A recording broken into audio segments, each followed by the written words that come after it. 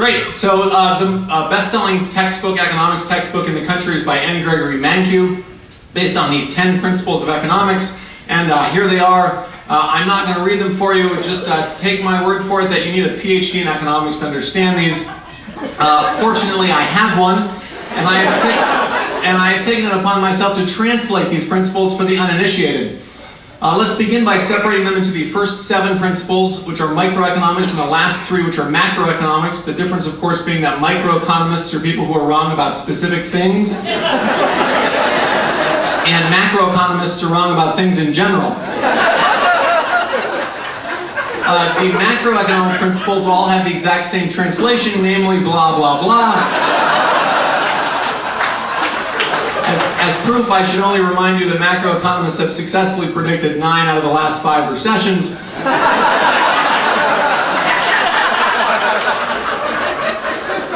And as further proof, we can now go up 1 font size. As Einstein said, everything should be as simple as possible, if not simpler.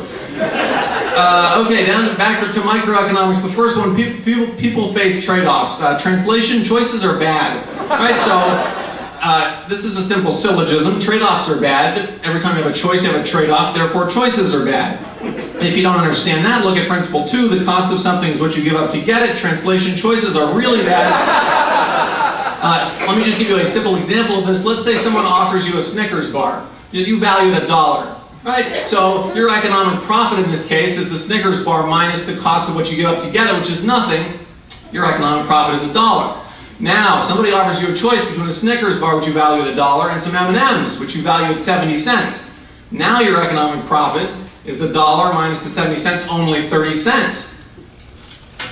You begin to see why choices are bad. The worst possible situation, in fact, would be someone offering you a choice between a Snickers bar and an identical Snickers bar. Now, people who are not trained in economics might think that that's no different from being offered 1 Snickers bar, but that sort of sloppy thinking will never get you a tenure-track position. Great, let's simplify this. So choices are bad, really bad. If you don't understand why choices are bad, you're probably stupid.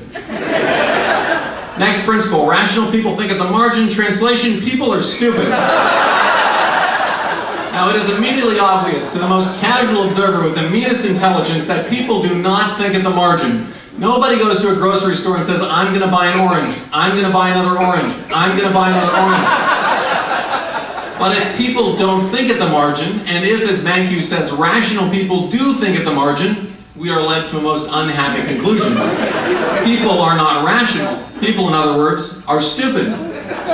But don't fear for the fate of humanity yet. Take a look at the next principle. People respond to incentives. Now, the dictionary says that incentive is a noun that means something that influences to action, synonym motive. So what Mankiw is saying here is that people are motivated by motives, or that they are influenced to action by things that influence them to action. Now, you may think this is a bit like saying that tautologies are tautological, right? I mean, people would have to be pretty stupid to be unmotivated by motives, or to be influenced to inaction by things that influence them to action, right? But remember principle 3, people are stupid. Hence the need for principle 4 to convince us that people aren't that stupid. Great, so simplifying again, let's move on to free trade, our favorite topic. Principle 5, trade can make everyone better off. Translation, trade can make everyone worse off. I have a proof that will blow your mind of this fact. Here we go. Compare the following 2 statements. One is trade can make everyone better off. The other is trade will make everyone better off. If you had to choose between those, it's no contest, right? Claim number 2 is better. But Mankiw uses claim number 1. And there's only one explanation. Claim number 2 has to be wrong. In other words, trade can make some people worse off, and it's just a hop, skip, and a jump from there to trade can make everyone worse off. Some people apparently didn't like this deconstructive proof or destructive proof. They wanted a constructive proof, so I added this footnote. There are the details.